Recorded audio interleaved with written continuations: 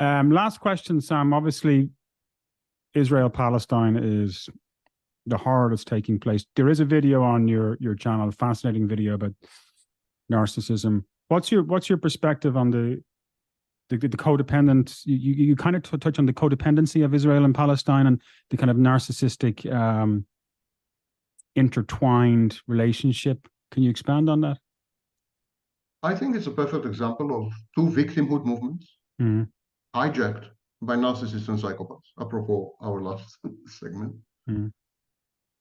at each other's throats and loggerheads, fighting over scarce resources, the land, Israel, Palestine, fighting over scarce resources, but no less importantly, fighting over grievances and the satisfaction of grievances in a visible, ostentatious manner, which includes the humiliation and, if possible, decimation and decapitation of the enemy, of the other, not the enemy, but the other.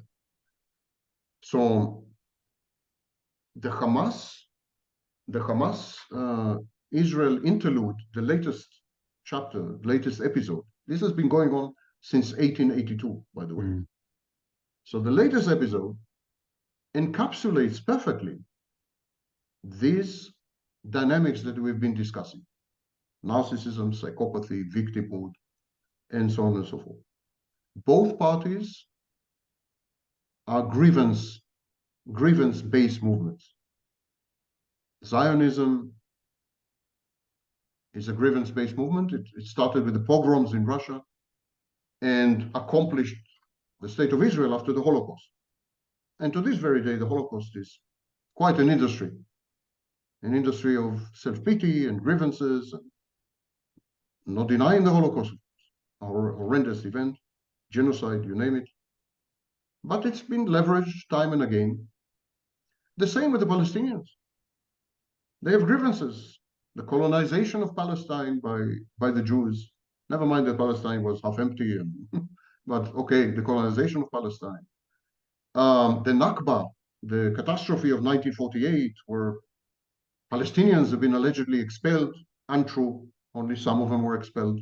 The majority of Palestinians left voluntarily. It's founded on lies. On both sides, it's founded on lies. Similarly, the Jews are lying about, the Israelis are lying about many things. These are by now totally psychopathic, narcissistic movements, which have nothing in common with the original movements.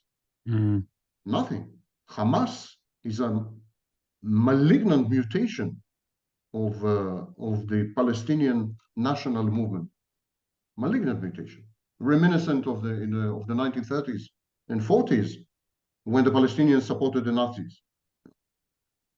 And Israel's brand of Zionism nowadays is infused with grandiosity, sense of contempt and superiority, and so on and so forth. It's one mental illness fighting the other. Unfortunately, this leads to real-life outcomes. People die, they're massacred, they're raped, they're decapitated. Real things are happening. Self-delusionality, self-deception, this fantastic space that I've mentioned before, they lead to real-world outcomes. For example, Israel has announced that its goal, its aim, is to eradicate and eliminate Hamas. That is a fantasy goal. There's no chance in hell of eliminating or eradicating Hamas, because Hamas is super popular among the Palestinian population. It's a grassroots thing. Unless you kill all the Palestinians, it's very unlikely that Hamas will disappear. This is not ISIS. ISIS was hated. ISIS was hated and loathed by the local populations. It imposed itself on the local population. Hamas is not the same. In 2022, there is a study we have, and a poll that was done in 2022 that indicated 58% of Palestinians in Gaza supported Hamas. Yes, 53% in 2021, 31% in a bit later. There was some problem then, and now it's back to 50-some. Yeah, it's like Viet Cong in Vietnam. The United States threw everything it had, with the exception of hydrogen bombs. Everything it had. And nothing, didn't work. It's not going to work with Hamas. The minute you live in fantasy, your goals are unrealistic. Grandiosity cognitively distorts your perception. You make bad decisions, which end up in loss of life and property, of course, but loss of life. Grandiosity on both sides will be the what I'm hearing from you is there has to be a political settlement, essentially. It can't be a military settlement. It has to be political. It's an unsolvable situation. I'm sorry to say. The only two solutions we can conceive of are two states or one state. If you accept the one-state solution and incorporate millions of Palestinians into a United States of Israelis and Palestinians, they will have become the majority shortly, 2040, 2050, depending. And then either you accept that they are the majority and you cease to be a Jewish state, or you rule over them as second-class citizens, and you end up being a variant of South Africa. That's a one-state solution. This two-state solution requires a connection between the West Bank and Gaza, that traverses the territory of Israel and cuts it in half. I can't see Israel accepting this anytime soon or ever, honestly. It's also a nonsensical solution. They were fanciful about ideas about building a metro between Gaza and I think it was East. Wasn't there some kind of underground tunnel they were going to build between Gaza and West Bank? Terrorist cross tunnels underground, as Israel is now discovering. 300 kilometers of them, apparently.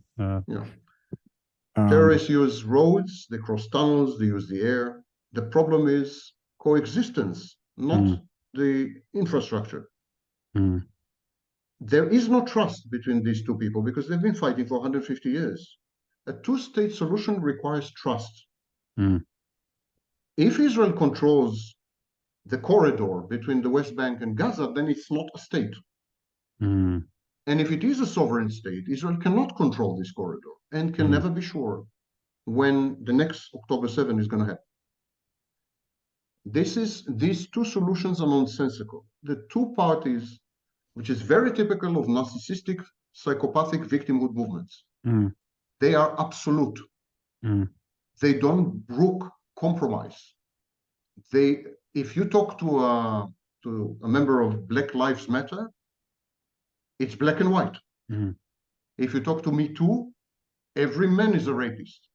They don't. There's no middle ground. It's splitting. It's black and white thinking. It's what we call dichotomous thinking. It's sick. It's a pathological defense mechanism. So the two parties, Israelis and Palestinians, they have maximalist positions. They want 100% of the land. The Palestinians say from the river, Jordan, to the sea, which means the eradication all the Jews back to Europe.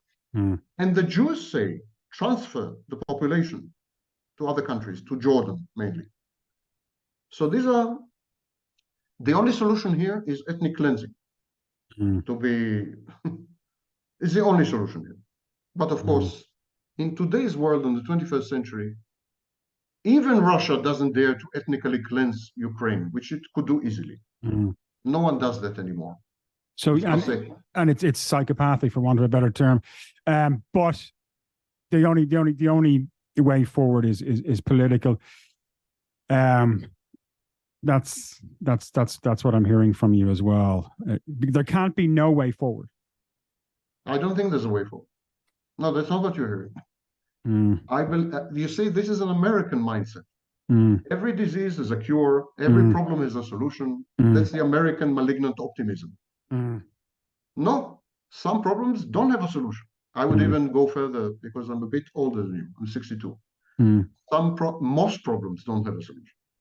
Most diseases don't have a cure. And most mental illnesses cannot be healed, only managed. This war will go on indefinitely. Rome was fighting for 1,000 years. The Palestinians regard Israel as an aberration, a historical aberration. They see Israel as the modern reincarnation of the Crusader states.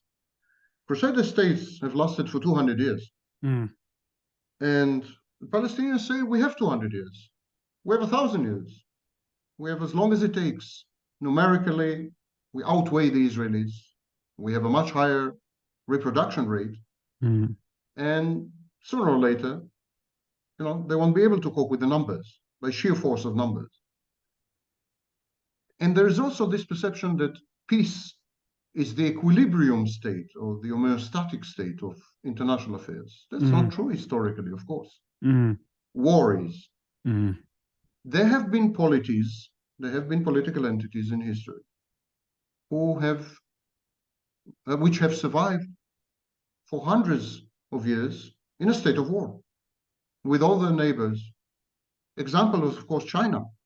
The Chinese wall was erected because China has had hundreds of years of conflict with the Mongols.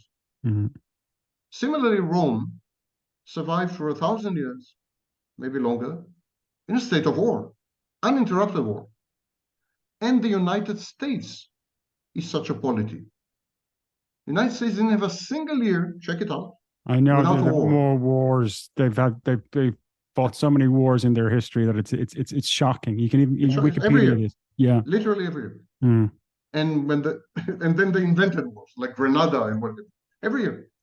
So there are belligerent polities that survive well and prosper and thrive in a constant state of war. They have a military that is a standing military, which later becomes involved in politics, like in Rome, like in Israel. Most of the politicians are ex-military. It's a militarized entity. And I don't see any reason why Israel couldn't survive another 2, 3, 4, 500,000 years in a state of war with the Palestinians. Israel doesn't have a nuclear weapons. That's something to consider. Any existential threat on Israel would trigger these weapons. Everyone knows this. Everyone knows this. Israel will not hesitate to wipe half the Arab world and Iran into the bargain. Should it think that it's about to, as Russia said in Ukraine, if we are faced with an existential threat, we'll use our nuclear weapons. Nuclear weapons change the equation. Hello, everyone. I hope you enjoyed that conversation. That's an excerpt from an episode with Professor Sam Vaknin on the psychology of narcissism. The main episode should be right about here, and the subscribe button should be right about here. I certainly found the conversation very interesting, and I think there's a lot of value there, and hopefully, people can share and enjoy Professor Vaknin's thoughts and wisdom. Thank you.